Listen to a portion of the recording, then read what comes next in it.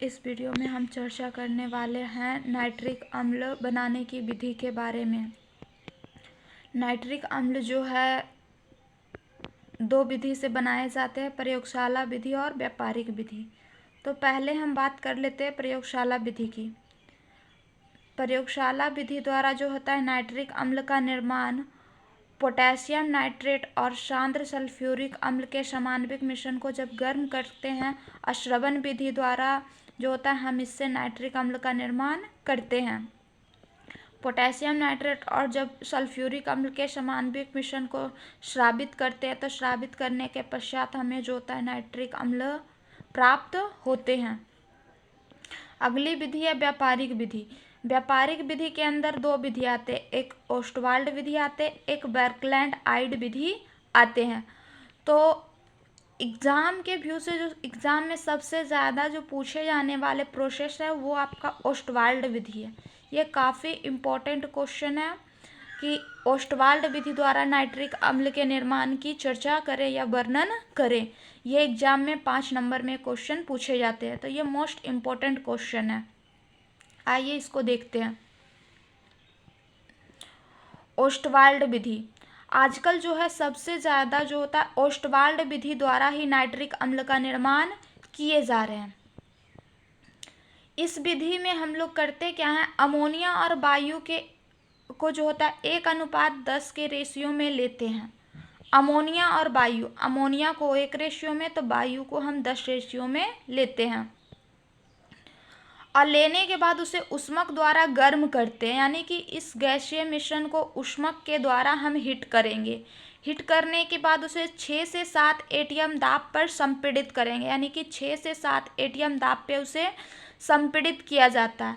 असंपीड़ित करने के बाद उसे परिवर्तक के अंदर भेज दिए जाते हैं। परिवर्तक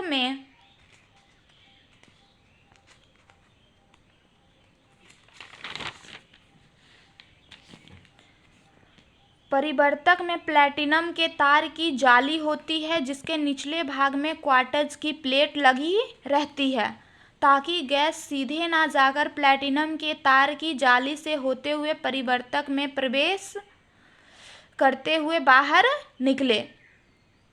प्लैटिनम की तार की जाली जो होती है 973 से 1073 केल्विन तक गर्म होती है, यानी तप्त होती है, जहां अमोनिया और ऑक्सीजन ऑक्सीकृत होकर यनो गैस बनाती है, जिसे ठंडा कर ऑक्सीजन कक्ष में भेजा जाता है, जहां यनो ऑक्सीकृत होकर NO2 गैस बनाती है, जिसे अवशोषण कक्ष में भेजा जाता है और अवशोषण कक्ष में ऊपर से जल गिराया जाता है, जहां यनो गैस जल से अभिक्रिया कर नाइट्रिक अम्ल बनाती है।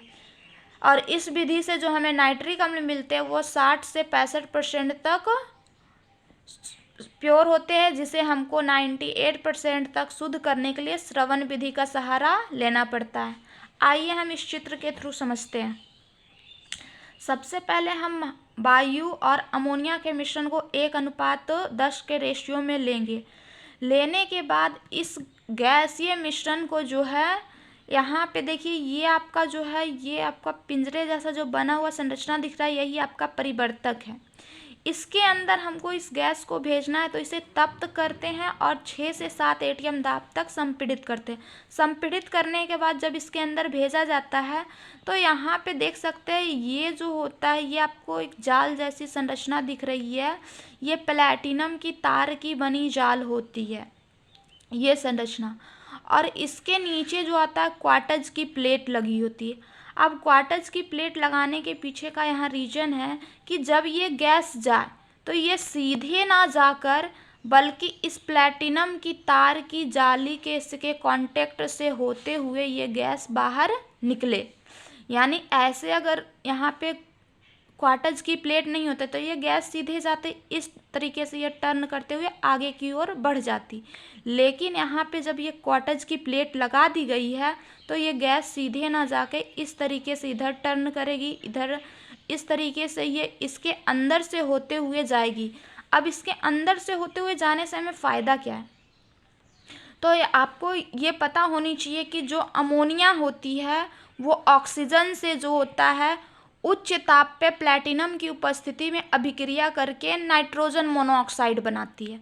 तो अमोनिया और ऑक्सीजन जो होता है रिएक्ट करके नाइट्रोजन मोनोऑक्साइड बनाए, तो इसके लिए इसको ताप भी चाहिए और इसके अलावा इसको प्लैटिनम की उपस्थिति भी चाहिए। तो यहाँ पे जब ये प्लैटिनम के कांटेक्ट में आएगा तो ये दोनों रिएक्ट करके आपका नाइट्रोजन मोनोऑक्साइड का निर्माण करेगा। अब ये जो अभिक्रिया होती है वो आपका ऊष्माक्षेपी होती है, यानी इस अभिक्रिया के पश्चात हमको ऊष्मा मिलने वाला है। तो ऊष्मा मिलता है जिस कारण से ये गैस थोड़ा ज़्यादा हीट होती है। तो यहाँ पे जो होते हैं कुछ ठंडा करने वाले चीज़ लगे होते हैं जो कि गैस को हल्का ठंडा करके आगे ऑक्सीकरण कक्ष में भेजते हैं। ऑक्सीकरण कक्ष में जब ये नाइट्रोजन मोनोऑक्साइड पहुंचते हैं तो इस ऑक्सीजन के द्वारा, नाम ही है इसका ऑक्सीकरण कक्ष, यानी यहाँ ऑक्सीजन मौजूद होंगे। तो नाइट्रोजन मोनोऑक्साइड ऑक्सीजन के साथ रिएक्ट करके NO2 गैस बनाते हैं ऑक्सीकरण कक्ष में। NO जो होते हैं ऑक्सीकृत होके NO2 गैस बनाते हैं। ये NO2 गैस को आगे भेजा जाता है। ये जो होता है ये आपका कहलाता है अवशोषण कक्ष। अब इस NO2 गैस को अवशोषण कक्ष में भेजते हैं।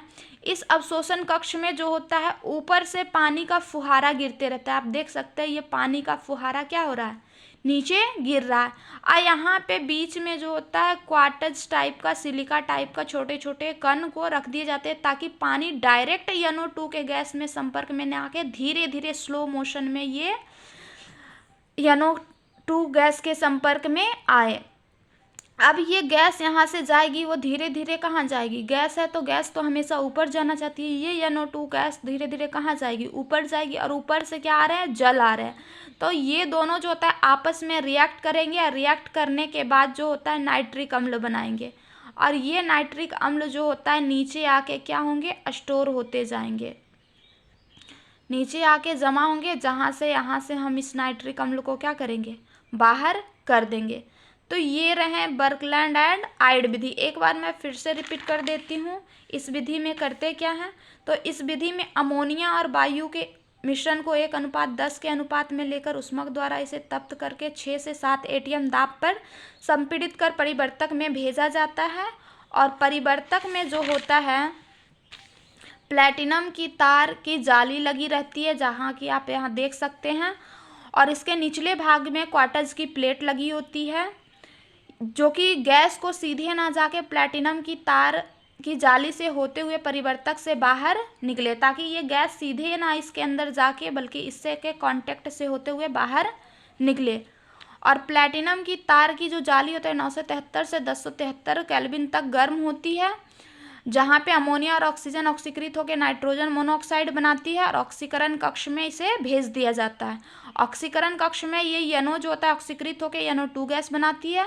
अब इस NO2 गैस को वापस से फिर कहाँ भेजा जाता है, अवशोषण कक्ष में, जहाँ पे ऊपर से जल टपकाया जाता है, जहाँ पे जो होता है NO2 गैस जल से अभिक्रिया करके नाइट्रिक अम्ल बनाती है। और इस विधि से जो नाइट्रिक अम्ल मिलते हैं वो आपको 60 से 65% तक प्योर मिलेंगे, जिसे स्रवण विधि द्वारा 98% तक शुद्ध किया जाता है। आइए रिएक्शन देख लेते हैं। अमोनिया जो होता है ऑक्सीजन से रिएक्ट करके नाइट्रोजन मोनोऑक्साइड और जल बना रहे हैं। वापस ये NO गैस जो ऑक्सीजन से अभिक्रिया करके NO2 गैस बना रहे हैं और ये NO2 गैस जल से अभिक्रिया करके नाइट्रिक अम्ल बना रहे हैं। यही है मेरा ओस्टवाल्ड विधि द्वारा नाइट्रिक अम्ल का निर्माण। ये आपको एग्जाम में 5 नंबर देंगे। एक और विधि है आपका बर्कलैंड आइड विधि। तो इस विधि द्वारा जो होता है नाइट्रिक अम्ल का उत्पादन अब नहीं किए जाते हैं। क्यों नहीं किए जाते हैं, तो ये जो विधि है खर्चीला भी अधिक है और इससे नाइट्रिक अम्ल भी बहुत कम बनते हैं। ऐसे तो इससे भी नाइट्रिक अम्ल का निर्माण हम लोग जो वायु में मौजूद नाइट्रोजन और ऑक्सीजन है उसी से करते थे, लेकिन ये जो है कि खर्चीला होने के कारण इसका उपयोग नहीं किया जा रहा है और प्लस में ये नाइट्रिक अम्ल को भी बहुत कम बनाता है, इसलिए इस विधि का कोई उतना उपयोग है नहीं। अब तो इसका उपयोग बिल्कुल नहीं है, पहले किए जाते थे। 1903 में जो था बर्कलैंड और आइड नाम के साइंटिस्ट ने इस विधि का बोल सकते हैं कि आविष्कार किए थे, लेकिन अब जो है कि इस विधि को कोई ध्यान देता नहीं है, क्योंकि ये जो होता है खर्चीला भी है और इससे हमको नाइट्रिक अम्ल भी बहुत कम मिलते हैं, इसलिए इस विधि का कोई उपयोग करता नहीं है। जो आपका मोस्ट इम्पोर्टेंट विधि है वो आपका है ओस्टवाल्ड विधि। तो आप जो है ओस्टवाल्ड विधि पे ही फोकस कीजिए, ओस्टवाल्ड विधि को बढ़िया से कर लीजिए। बस आज के लिए इतना ही। बाकी आगे की चर्चा नेक्स्ट वीडियो में होगी।